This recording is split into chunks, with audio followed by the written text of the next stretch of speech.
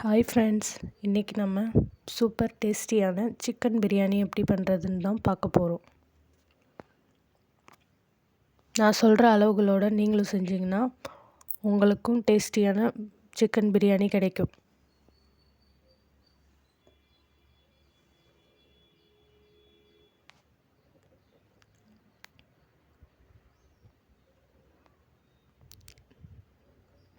First நம்ம இதுக்கு ஒரு 7 மீடியம் சைஸ் வெங்காயம் எடுத்துக்கிறோம். கூட 4 தக்காளி எடுத்துக்கிறோம். இந்த அளவுக்கு வெங்காயம் தக்காளி எடுத்துக்கிட்டிங்கன்னா தான் பிரியாணி நல்லா டேஸ்ட்டாக இருக்கும். நான் சொல்கிற அளவுகளே எடுத்துக்கோங்க.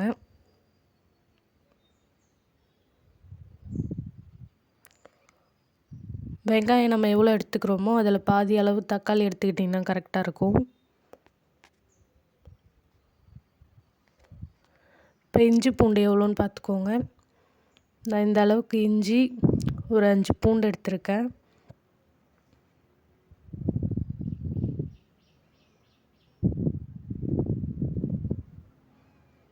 அரை கிலோ பிரியாணிக்கு இது கரெக்டாக இருக்கும். அடுத்தது நம்ம புதினா கொத்தமல்லி எடுத்துக்கலாம். நான் வந்து ஃப்ரெஷ்ஷாக ஒரு கைப்பிடி புதினாவும் ஒரு கைப்பிடி கொத்தமல்லி எடுத்திருக்கேன். இதை நல்லா கட் பண்ணி வச்சுக்கோங்க.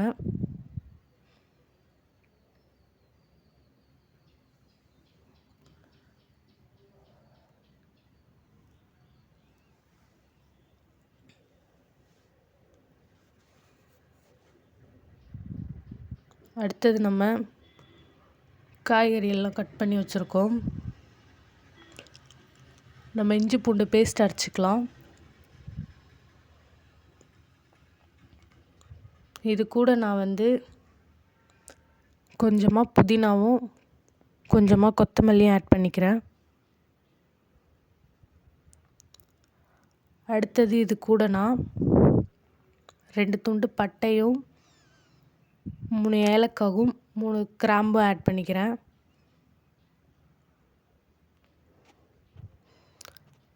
இதெல்லாம் சேர்த்து அரைக்கும்போது நமக்கு பிரியாணிக்கு ஒரு நல்ல டேஸ்ட்டும் ஒரு கலரும் கிடைக்கும்.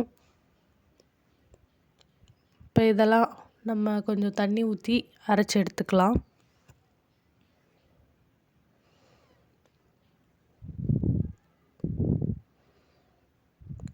இப்போ நான் இதை எந்த அளவுக்கு அரைச்சி எடுத்துருக்கேன்னு பாருங்கள். இந்த அளவுக்கு நீங்களும் அரைச்சி வச்சுக்கோங்க. நெக்ஸ்ட்டு நம்ம பிரியாணி அரிசி எவ்வளோ எடுக்கிறோன்னு பாருங்கள். நான் இந்த கிளாஸில் 2 கிளாஸ் அளவுக்கு பாஸ்மதி ரைஸ் எடுத்துக்கிறேன்.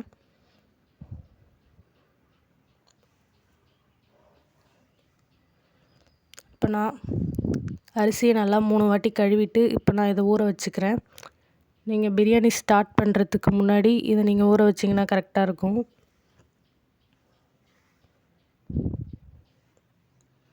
இப்போ நம்ம அடுப்பில் ஒரு அடிகனமான பாத்திரத்தை வச்சுக்கலாம்.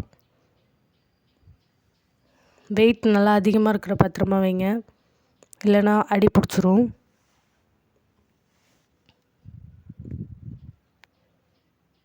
இப்போ இதுக்கு நான் ஒரு 75 ml எண்ணெய் ஊற்றிக்கிறேன்.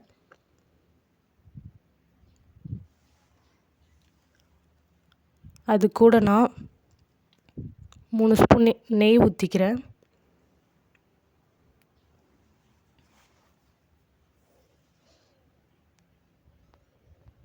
நெய் ஊற்றணுன்னு அவசியம் இல்லை, நீங்கள் எண்ணெயிலே கூட செய்யலாம். நெய்யும் எண்ணெயும் ஊற்றும்போது பிரியாணி ஒரு நல்ல வாசனையாக இருக்கும், டேஸ்ட்டாகவும் இருக்கும்.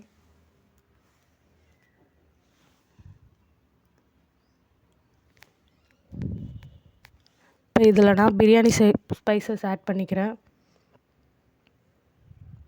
3 பிரியாணி இலை, 3 கிராம்பு, 3 பட்டை, 3 ஏலக்காய், ஒரு அன்னாச்சி பூ சேர்த்துக்கோங்க. இது கூட நான் 4 முந்திரி பருப்பு ஆட் பண்ணிக்கிறேன். உங்களுக்கு தேவைன்னா ஆட் பண்ணிக்கோங்க, இல்லைன்னா விட்டுறலாம். இப்போ இதை நம்ம லைட்டாக வதக்கி எடுத்துக்கலாம். சும்மா லைட்டாக வதக்கினாலே போதும். இது லைட்டாக கலர் மாறினதும் இதில் நம்ம கட் பண்ணி வச்சுருந்த வெங்காயத்தையும் ஆட் பண்ணிக்கலாம்.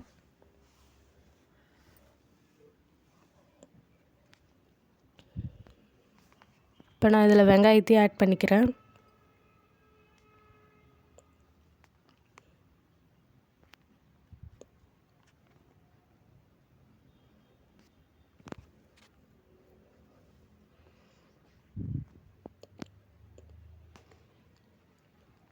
இப்போ நான் இதில் கட் பண்ணி வச்சுருந்த வெங்காயத்தையும் ஆட் பண்ணிட்டேன்.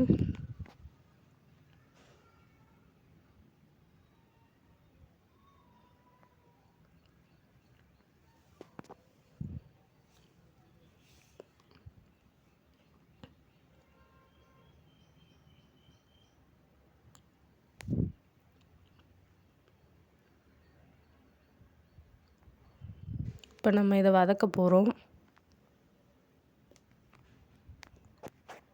வெங்காயத்தை நல்லா வதக்கிக்கோங்க. நீங்கள் எந்த அளவுக்கு வெங்காயம் வதக்குறீங்களோ அந்த அளவுக்கு தான் பிரியாணியோட டேஸ்ட் வரும். வெங்காயம் நல்லா கோல்டன் ப்ரௌன் ஆகுற வரையும் வதக்கணும். வெங்காயம் வதங்கிறதுக்கு டைம் ஆகும். நீங்கள் நல்லா வதக்கிக்கிட்டே இருக்கணும். இதில் கொஞ்சம் லைட்டாக உப்பு போட்டிங்கன்னா வெங்காயம் டக்குன்னு வதங்கிடும்.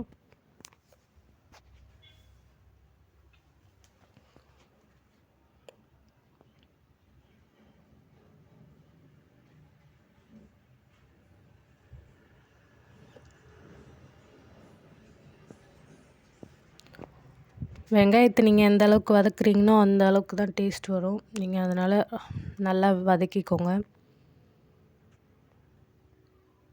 பாருங்கள் எந்த அளவுக்கு நல்லா வதங்கி வருதுன்னு. இதே மாதிரியே நல்லா நீங்களும் வதக்கி எடுத்துக்கோங்க.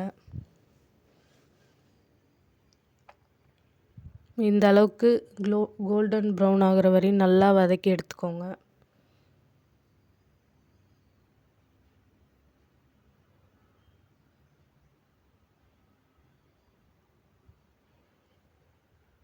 இப்போது வெங்காயம் நல்லா வதங்கினதுக்கப்புறமா இது கூட நம்ம அரைச்சி வச்சுருந்த இஞ்சி பூண்டு பேஸ்ட்டையும் ஆட் பண்ணிக்கலாம். வெங்காயத்தை நீங்கள் இந்த அளவுக்கு நல்லா வதங்கிடுச்சான்னு செக் பண்ணிக்கோங்க. பாருங்கள் இந்த அளவுக்கு வதங்கியிருக்கணும்.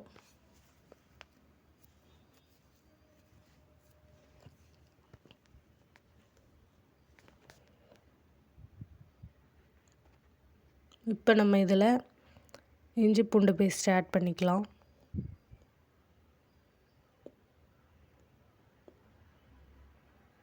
நம்ம அரைச்சி வச்சுருந்தோம் இல்லையா, அதை இப்போ நம்ம ஆட் பண்ணிக்கிட்டோம்.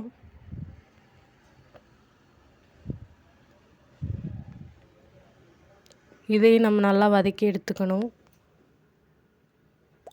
இஞ்சி பூண்டு ஆட் பண்ணதும் கொஞ்சம் ஸ்லோ ஃப்ளேமில் வச்சுக்கோங்க, இல்லைன்னா அடி பிடிக்க ஆரம்பிச்சிரும்.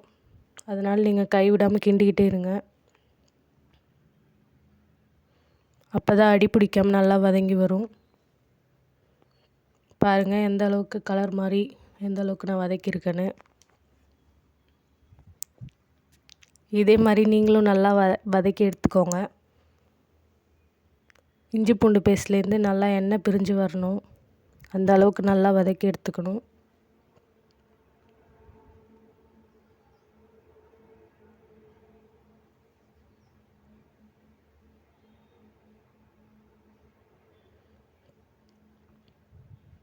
இது நல்லா கலர் மாதிரி இந்த அளவுக்கு நல்லா வதங்கி வரணும். அது வரையும் கைவிடாமல் நல்லா வதக்கிக்கோங்க. நீங்கள் கொஞ்ச நேரம் விட்டிங்கனாலும் அது அடி பிடிக்க ஆரம்பிச்சிரும். அதனால் வதக்கிக்கிட்டே இருங்க.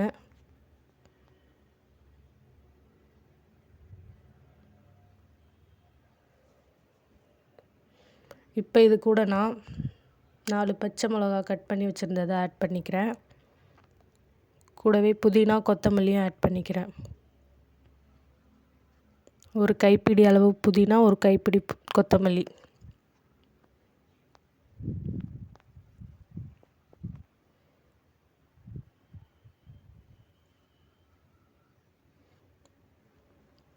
இது 1/2 கிலோ பண்ணுறது கரெக்டாக இருக்கும். இதே அளவில் நீங்களும் ஆட் பண்ணிக்கோங்க.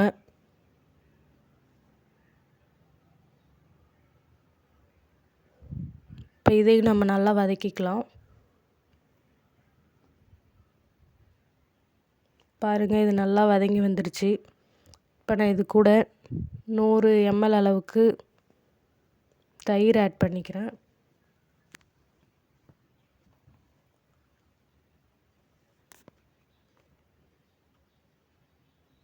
தயிர் ஆட் பண்ணிட்டு அதையும் வதக்கிக்கோங்க லைட்டாக.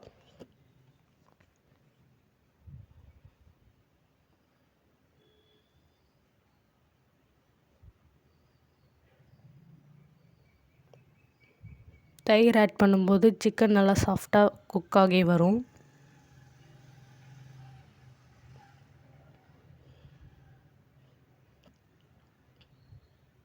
இப்போ இது கூட 1 ஸ்பூன் அளவுக்கு தனி மிளகாய்த்தூள் போட்டுக்கோங்க.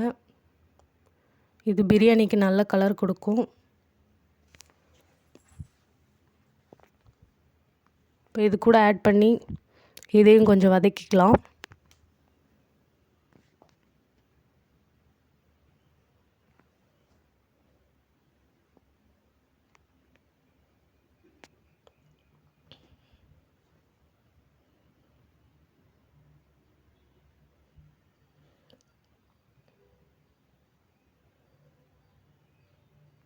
இப்போ இதையும் நம்ம நல்லா வதக்கிட்டோம்.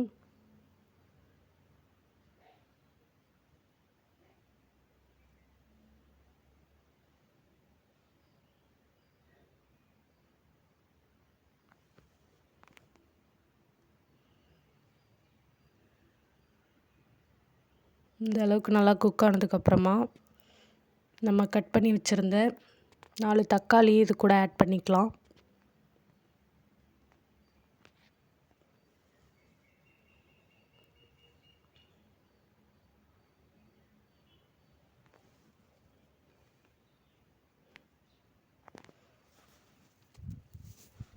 தக்காளி ஆட் பண்ணி இதையும் நல்லா வதக்கிக்கோங்க.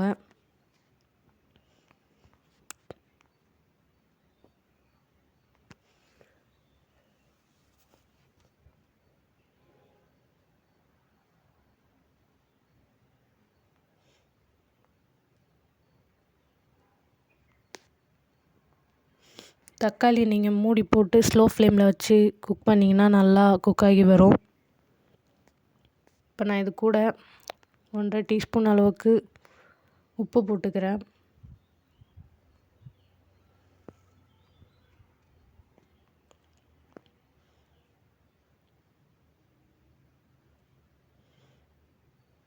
உப்பு போட்டு இது நல்லா வதக்கிக்கலாம்.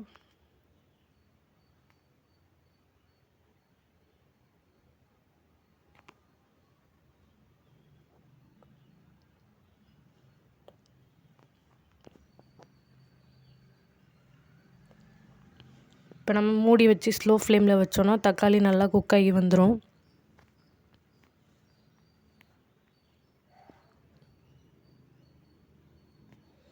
பாருங்கள், தக்காளி எந்த அளவுக்கு தண்ணி விட்டு நல்லா வெந்துட்டுருக்குன்னு.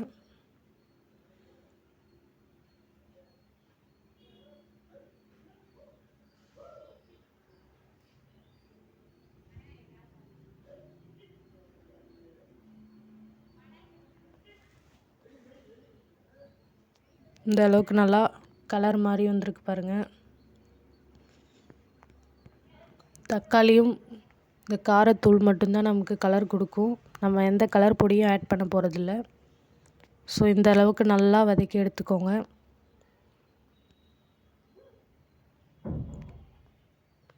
இப்போ இது கூட நான் கழுவி வச்சுருந்த 3/4 கிலோ சிக்கனையும் ஆட் பண்ணிக்கிறேன்.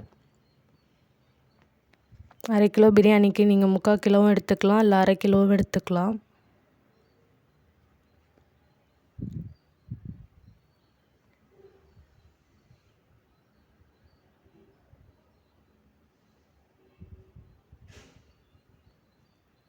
இப்போ இதையும் நான் நல்லா ஆட் பண்ணிக்கிறேன்.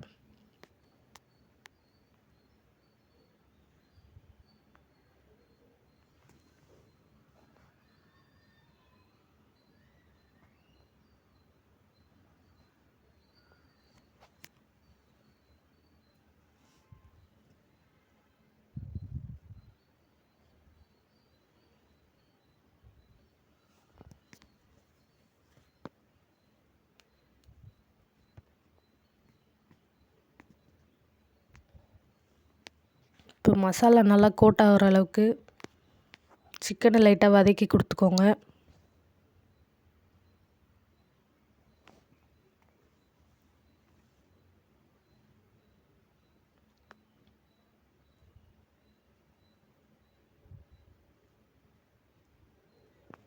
சிக்கன் நல்லா வதக்கி கொடுத்ததுக்கப்புறம் இதை நம்ம மூடி போட்டு வேக வைக்கலாம். ஸ்லோ ஃப்ளேமில் வச்சிங்கன்னா தண்ணி விட்டு சிக்கன் நல்லா வெந்து வரும். மூடி திறந்து லைட்டாக வதக்கி விட்டுக்கோங்க.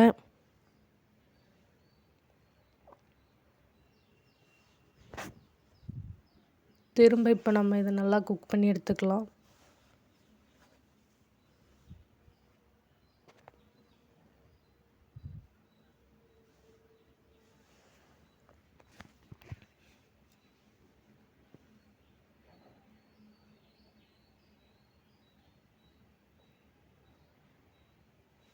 பாருங்கள் எந்த அளவுக்கு தண்ணி விட்டு வெந்து வருதுன்னு.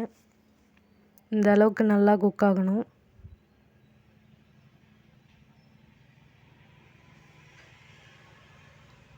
அப்போ தான் சிக்கனில் மசாலா நல்லா கோட்டாகி இறங்கி வரும்.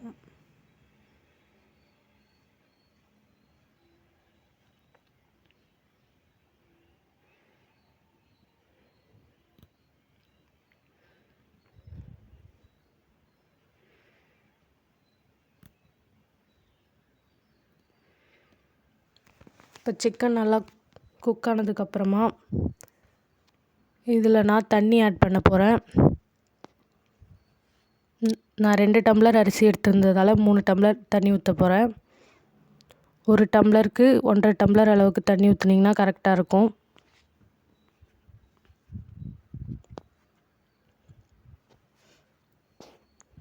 இப்போ இந்த ஸ்டேஜில் நீங்கள் உப்பு செக் பண்ணிக்கோங்க. இப்போ இது நல்லா கொதித்து வரட்டும்.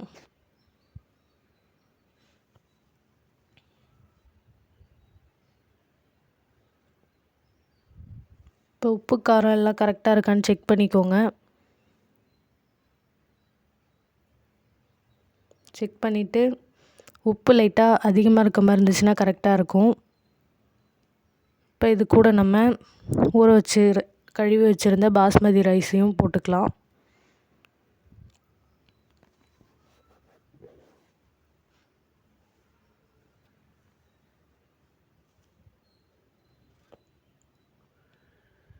இப்போ அரிசி போட்டதுக்கப்புறமா ரொம்ப வேகமாக கிண்டாமல் பொறுமையாக சாஃப்டாக கிண்டி கொடுங்க, இல்லைன்னா ரைஸ் உடஞ்சிரும்.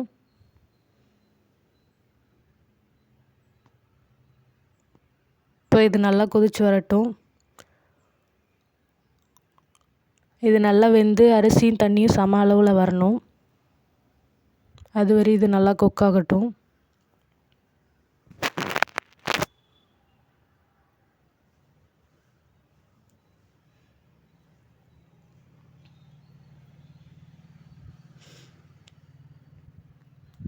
அரிசி தண்ணி சம அளவில் வரும், அதுவரை நீங்கள் வெயிட் பண்ணணும்.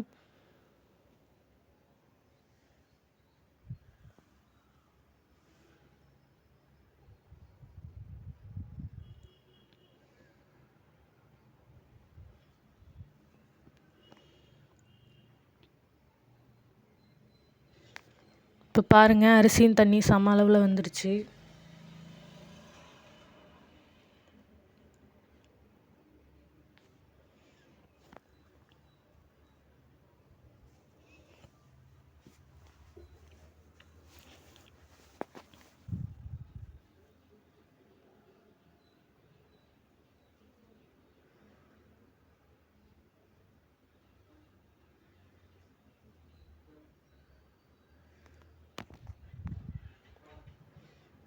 இந்த ஸ்டேஜில் நம்ம தம் போட்டுடலாம். அதுக்கு நீங்கள் உங்கள் வீட்டில் யூஸ் பண்ணாத பழைய தோசைக்கல் இருந்துச்சுன்னா அதை யூஸ் பண்ணிக்கோங்க. இப்போ தோசைக்கல்லை நல்லா சூடு பண்ணிவிட்டு அதில் நம்ம பிரியாணியை வச்சிடலாம். பிரியாணி நல்லா கொதிக்க ஆரம்பிச்சிருச்சு. இப்போ நம்ம இதை மூடி போட்டு தம் போட்டுடலாம். இது மேலே ஒரு வெயிட் வச்சுருங்க. இது ஒரு ஸ்லோ ஃப்ளேமில் 15 நிமிஷம் நல்லா வேக விட்டதுக்கப்புறமா ஒரு 10 நிமிஷம் ரெஸ்ட்டு கொடுத்துட்டு அதுக்கப்புறமா ஓப்பன் பண்ணுங்கள். பாருங்கள், சூப்பராக குக் ஆகி வந்திருக்கு. இந்த அளவுக்கு அரிசியெல்லாம் நல்லா வெந்து வரணும். பாருங்கள் சிக்கன் எவ்வளோ நல்லா வெந்து வந்திருக்குன்னு. இந்த அளவுக்கு நல்லா வெந்து வரணும். நல்லா ஆறுனதுக்கப்புறமா உதிரியான பிரியாணியும் உங்களுக்கு கிடச்சிரும். ஒரு 15 நிமிஷம் ரெஸ்ட்டு விட்டு அதுக்கப்புறமா ஓப்பன் பண்ணுங்கள். இதே மாதிரி நீங்களும் வீட்டில் ட்ரை பண்ணிவிட்டு எப்படி இருந்துச்சுன்னு கமெண்ட்டில்